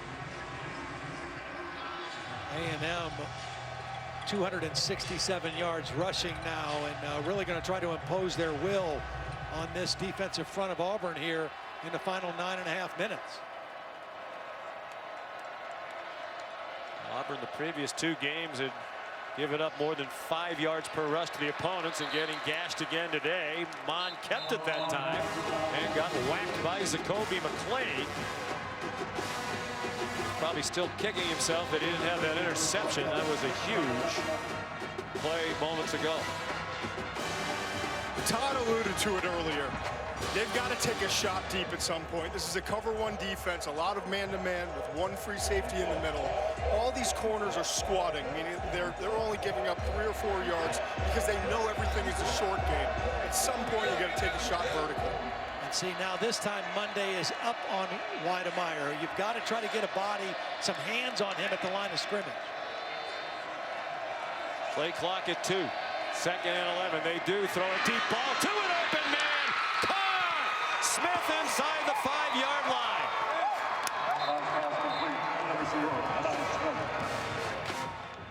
When you run a fade from the slot, you've got a lot of field to work with. Little stutter step that throws Christian Tutt. And Kellen Mond found Anaya Smith for the big throw down the field. The first big throw down the field all day by Kellen Mond. For 38 yards to give them 1st and goal, and Christian Tutt, the injured Auburn player. 8.5 to go. A&M up by 1 and poised to score again. Sean McDonough, Todd Blackledge, Todd McShay, Allison Williams, our producer Josh Hoffman, our director Scott Johnson, a terrific crew. Delighted to have you with us. Very exciting game here. A&M, number 5 in the country, must-win situation with an eye toward the college football playoff, which begins on New Year's Day with the national semifinals. Leading by 1, looking at 1st and goal. Christian Tutt walked off the field slowly. True freshman Ladarius Tennyson, number 13, has taken his place in the Auburn secondary. 1st and goal from the 4. This is where you see the versatility of Anaya Smith. See, he's lined up as the deep tailback now to start this play. See much I formation from Texas A&M. Spiller leading the way. Anaya Smith has the touchdown.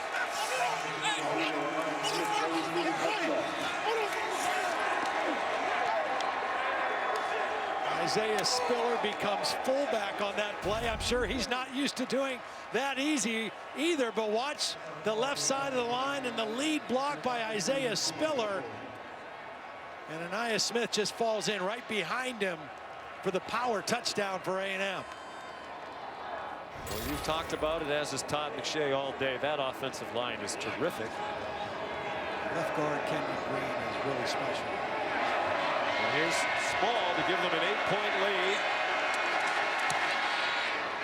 There's their 4th touchdown drive of 75 yards or more. Anaya Smith, who does it all for Texas A&M with the touchdown. Look at Bo Nix out there congratulating everybody. Tuesday at 7 on ESPN and the ESPN app. The next exclusive reveal of the college football playoff top 25 rankings. Reese and the guys will break it down top to bottom, have coaches' reactions, a live interview with committee chairman Gary Barta. Thursday we'll have our latest episode of True South with John T. Edge traveling around Brownsville, Tennessee, the home of 2 visionary restaurants. True South, Thursday 7:30 Eastern on the SEC Network and the ESPN app. We've seen the good Kellen Mond today. Yes. Been much more consistent as a senior, and he's been outstanding, and now it's on Bo Nix to respond.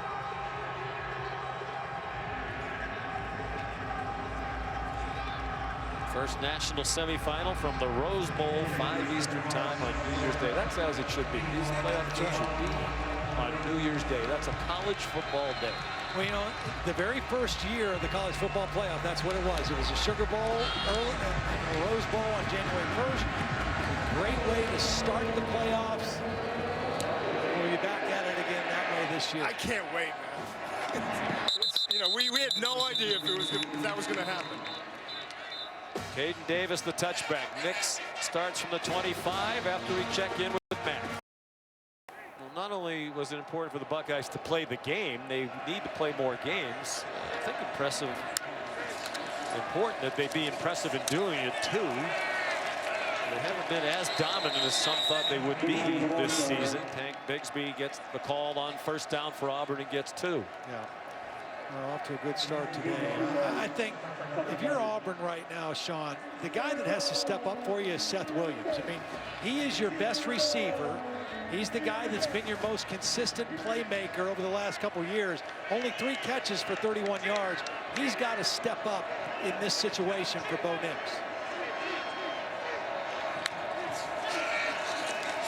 Almost midway through the 4th quarter now. Nix under duress. There's also a flag down where you'd expect a holding call. He was chased out of bounds with a loss of a couple. I think it was Tayshawn Manning, the left guard, who's probably going to be flagged for the hold. Holding. Offense, number 56. 10-yard penalty from the previous spot. Remains 2nd down. I think this is really good by Mike Elko, the defensive coordinator. There's the hold on Manning to the left side, but when Bo Nix is flushed out of the pocket to his right, he's very comfortable throwing the football down the field.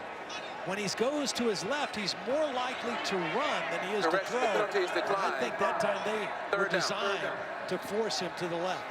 Here's one of the best in the business, Mike Elko, with Jimbo for all 3 years at Texas A&M. They had not worked together, but Fisher was very impressed with Elko when they coached against each other when Elko was the defensive coordinator at Wake Forest back in Jimbo's Florida State days. Fisher turned down the penalty, took the down because it was a loss of 2. I would pressure Bo Nix again and play man-to-man. See if they can create some separation. Nix checks it down. Shivers gets rocked and cannot bounce away. Miles Jones there for A&M, and this is going to be 2 straight 3-and-outs at the worst possible time. Official timeout for an injured player.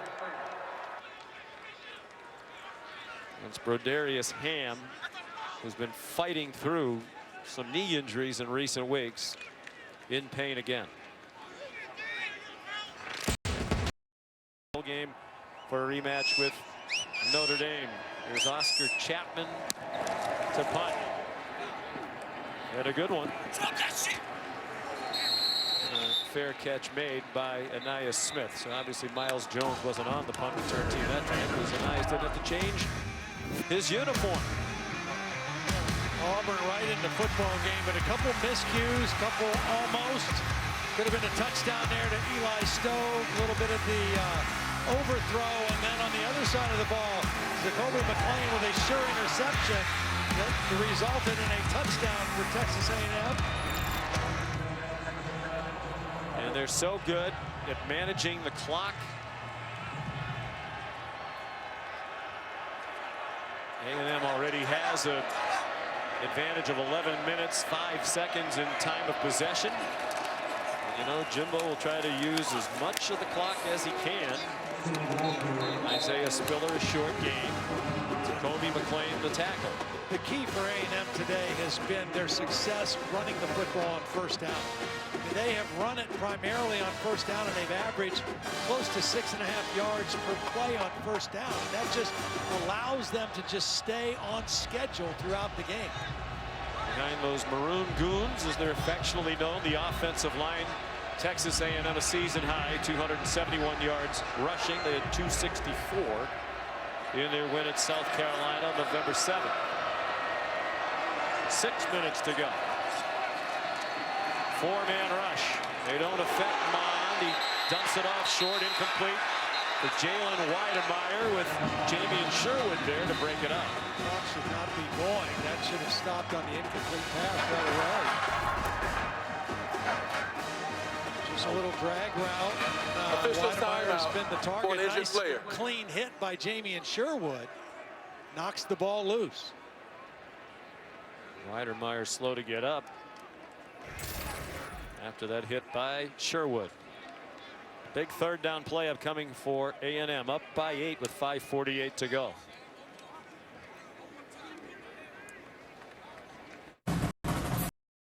Back on the campus of Auburn University on a beautiful December afternoon. Temperature in the low 50s. Texas A&M must win with an eye toward the college football playoff.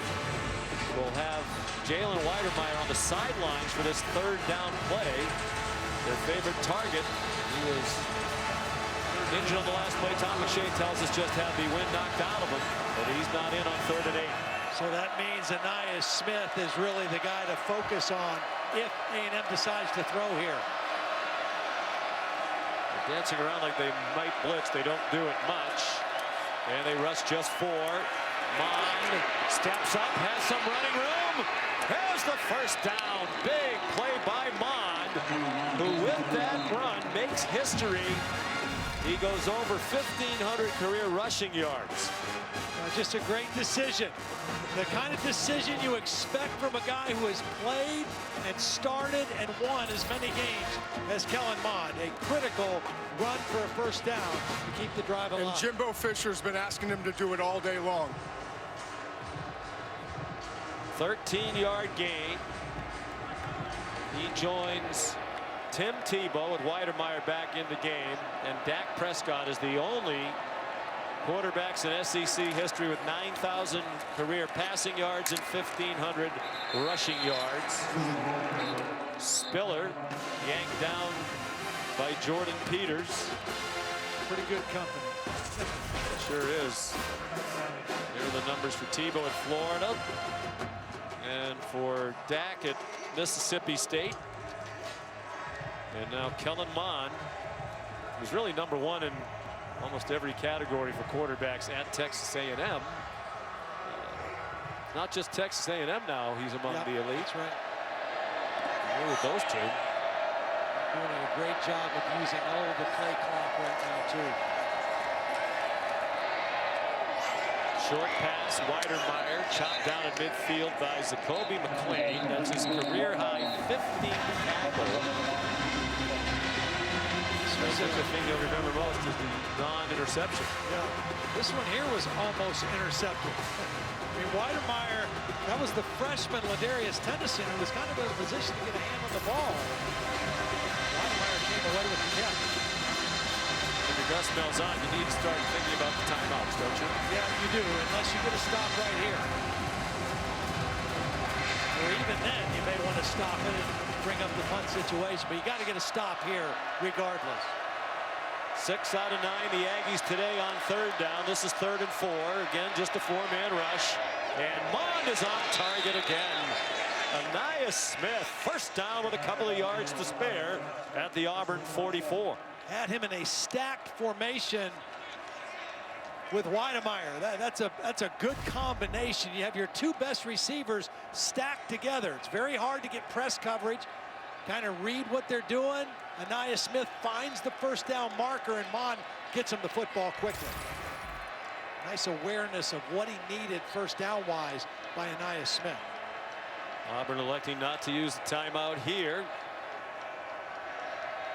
And A&M wisely using almost all the play clock.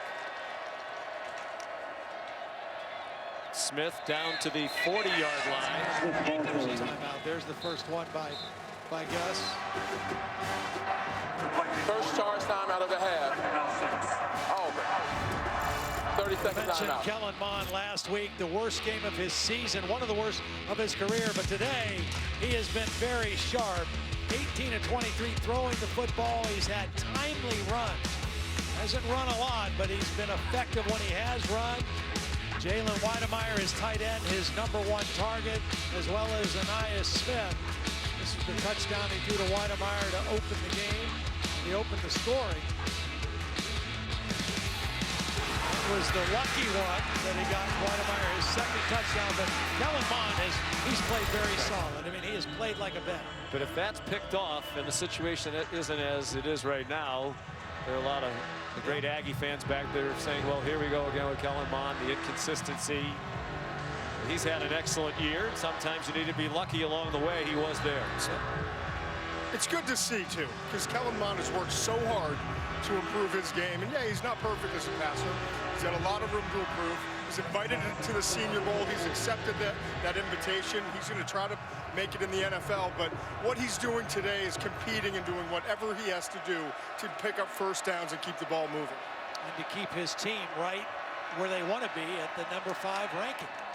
They keep it on the ground. Spiller, first down and much more to the 25-yard line. And a little woofing, the last thing A&M needs here, some sort of unsportsmanlike foul. They have the game in their grasp now. We talked about this offensive line. Watch Kenyon Green again. I mean, he's just got a little nastiness to him, too. He's going to pull around. He's going to get Big Cat and just kind of muscle him to the inside, take him completely out of the play. It's the physicality of this A&M offensive line that's been the difference today, as they are over 300 yards rushing now for the afternoon. Up to 306. What the First charge time out of the half. Run all the way down. Texas A&M. And then 30-second timeout.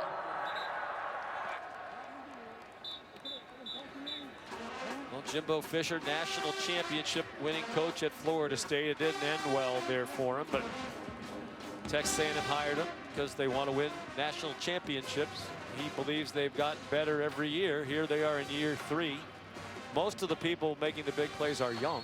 Yep. Mondi, a notable exception, but is this a team that's good enough to win the national championship this year? I'm impressed. I really do. I think they've got the strength in the trenches, and I think that's really what you have to be a championship team. I think they are capable of playing with those other teams. Now, their one loss was to Alabama. It was kind of a lopsided loss. Gave up some big plays. I think they've gotten better at the back end of their defense since then. But they moved the ball. They gained a lot of yards against Alabama in that football game. They just gave up some big explosive plays. But I think Jimbo's team's gotten better and better. And I think after not looking particularly impressive last week against an LSU defense in particular that had struggled most of the year, they needed not only to win today, but to play well, look good doing it, and they are. 1st and 10. Anais Smith squirts down to the 20-yard line. You'd think Malzahn would use his second timeout here, and he does. Second charge time out of the half. Auburn. 30-second timeout.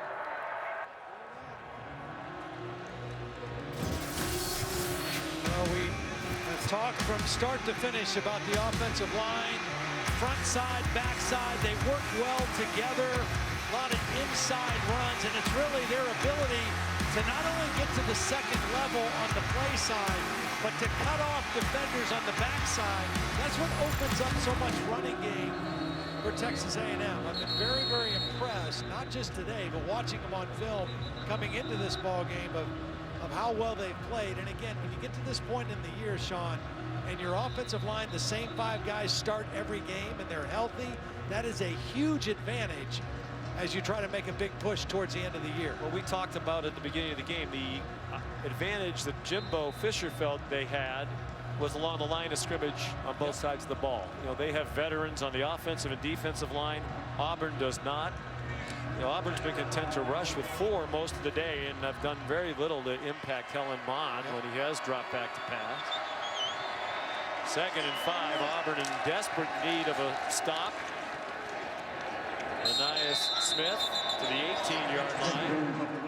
That'll be the last Tiger timeout with 2:02 to go. And that Third advantage and in final the charge trenches time out of the half. Auburn. is really what 30-second Auburn timeout. had the last couple of years. You know, and Auburn has won this game the last 3 years in a row. So A&M trying to change that in terms of their series.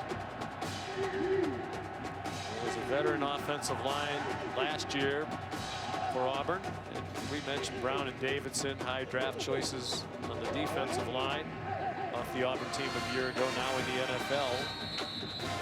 Gus, I think, feels like given the inexperience, especially along the lines, sophomore quarterback, some injuries as well, they are very well positioned for next year. I think so too. Tank Bigsby, when he's healthy, we've seen flashes of it today. He's going to be an elite running back in the SEC. He's got that capability. They need to continue to improve at the wide receiver position. They'll get a little bit better in that regard. They have almost all their key players coming back. It's an interesting play call here. Do you put it in Mond's hands or you just try to run the football? Maybe some sort of option. They've been very good running the option so far. Now this formation would not suggest option like they've shown in the game. If they pick up the first down, it's game over. And Ananias Smith appears to have it. The official from the far sideline is running in. Well, both officials look like they're going to spot him short, so apparently he rolled across the line to make, and it's 4th down. And now a decision. The field goal ices it, but so does a 1st down. You've run for 315 yards. I'm with you. I'm going with my offensive line, too. I run the football here. Plus, you already missed a field goal from about this distance from the right hash mark earlier in the game with an ugly kick. I think Jimbo's going to let the clock go all the way down, call timeout, and make his final decision. But I think you run the football here. Because even if you don't make it, Auburn would have to go the length of the field with no timeouts and get a 2-point conversion just to tie you. Texas A&M. 30-second timeout.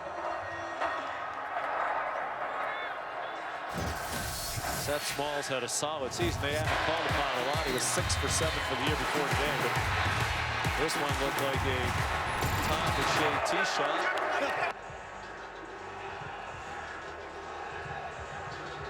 Yeah, I think you run the football here. Now, the only thing I don't like, there's a lot I like about Kellen Mond. I think they're going to try the field goal. Jimbo just fist bumped him there, so it sends it out. Well, all right, never mind. I won't even go down that path. All right. I mean, this certainly does make sense because it does ice the game. But so does a 1st down with 6 inches to get. Your offensive line has mauled them all day long. You also risk a block here. 33-yard attempt. And it is just barely good. Looked like it was heading directly into the right upright into the last minute. Leaned left and got through. And A&M is about to end this 3-game losing streak head-to-head with Auburn. Wow.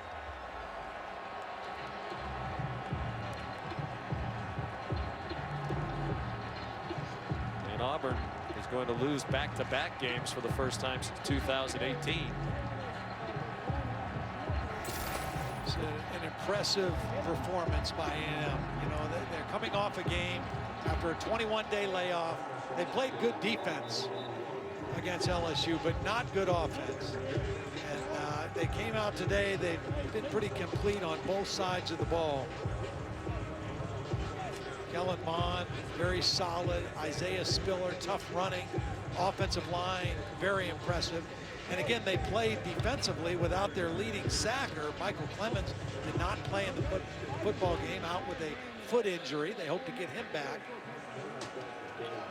Well, Jimbo talked last night. You know, it's been a team effort all season long. They've had weeks when the offense hasn't been very good, like last week, and the defense was good. They've had weeks when it's been the other way around, and they're very solid in the special teams areas as well. An important win against a good Auburn team that hadn't lost at home this year. They're going to finish 4-1 here at Jordan Hare with 1 game left to play for Auburn. They'll go to Mississippi State next week. Probably 2 regular season games left for A&M. And here's how they size up with the top 4 teams. 1 loss against Alabama. Clemson's 1 loss, of course, to Notre Dame. They'll perhaps have a chance to avenge that, likely will in the ACC championship game. It'll be interesting, though. Let's say all those teams ahead of A&M win out, then they're not going to get in. Right. Well, they can't all win out. They can't all, excuse me. But if what they need is what we showed earlier in the cartoon. They need Notre Dame to beat Clemson again. It would help if Alabama would beat Florida. And they're certainly going to get in ahead of a 2-loss Florida, a 2-loss Clemson. Or if Ohio State gets knocked out, I think you'd have to say A&M would have the stronger resume if they were both 1-loss teams. But they probably need some help, even if they do win out. Yeah, they're going to need some help for sure. I mean, they're going to be sitting there. You know, the fact that they won't be playing in the SEC championship game certainly works against them. But this was an impressive win, and if they win out, they do everything that they can do, which is take care of their business and then wait and see what else happens. Bo Nix certainly battled to the end. He is fun to watch. Eli Stove the catch. They get the first down, but down to 43 seconds. The score doesn't necessarily reflect it, but it just felt like A&M dominated this game from start to finish. Yeah, they just felt like a stronger football team, more physical, more in control at the line of scrimmage. They outgained Auburn 5-11 to 344. They've had more than 16 minutes more time of possession. From that standpoint, they've had control of the game. Offside. Defense, number 35, contacting the neutral zone. 5-yard penalty. Remains first down. In a relatively penalty-free game. That's the fourth against A&M, and Auburn's been penalized just twice. Well officiated game by James Carter and this crew.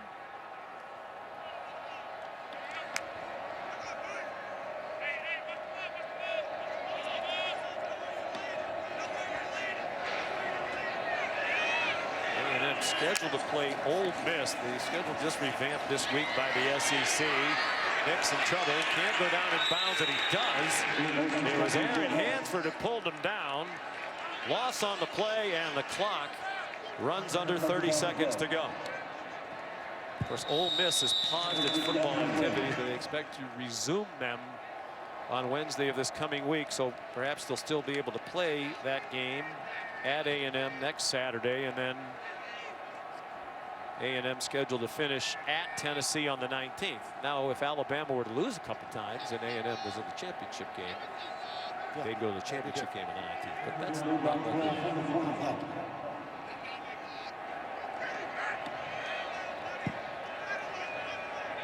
Third down 12. Just a three-man rush, and they still flush Nix, who flips it forward to Shivers for a very minimal gain. You know, as we see Bo Nix out on the field here in this last possession, we talked about his dad being a quarterback here and Jimbo Fisher being his coach. The other layer of connection that's interesting to me is that the guy who was Patrick Nix's backup that then became a fine starting quarterback in his own right here, Damian Craig, is a wide receiver coach with Jimbo at Texas A&M. So back here at Jordan Hare as an assistant coach, is a great player here himself. A lot of familiarity between these two programs on a lot of levels. Nix throws a sinker low and away, and that's going to do it. Intended for Seth Williams. So the Aggies will take over on downs.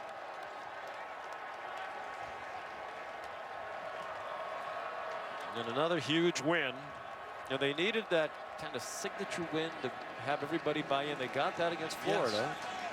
And they've played like a very confident football team. Kellen Mond told us last night there's a noticeable difference in the kind of atmosphere around the team since that win. There's a belief they could do something really big. Well, this is the longest win streak they've had since Jimbo's been there. The recruiting has been good. They're in a great position. A solid-looking football team. Need to keep doing their part. Likely with 2 regular season games left, and then hope that they get that help. But it's quite possible that they'll get the help.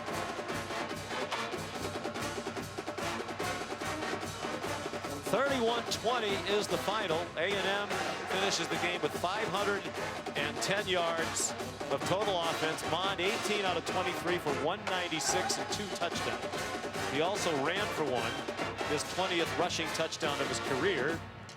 Joining Johnny Manziel, Joel Hunt, Bucky Richardson as the only A&M quarterbacks who have ever scored 20 rushing touchdowns. Bo Nix 15 for 23 for 144. Some memorable runs. He had his first career 2 rushing touchdown game. Rushed for 49 yards in all and had about as exhilarating a 5-yard touchdown run as you'd ever see. So when the plays needed to be made, it was A&M who made more of them. And they go to 7-1. Certainly can't imagine them dropping in the standings. No. Will at the very worst be at number 5 when the rankings come out Tuesday night on ESPN.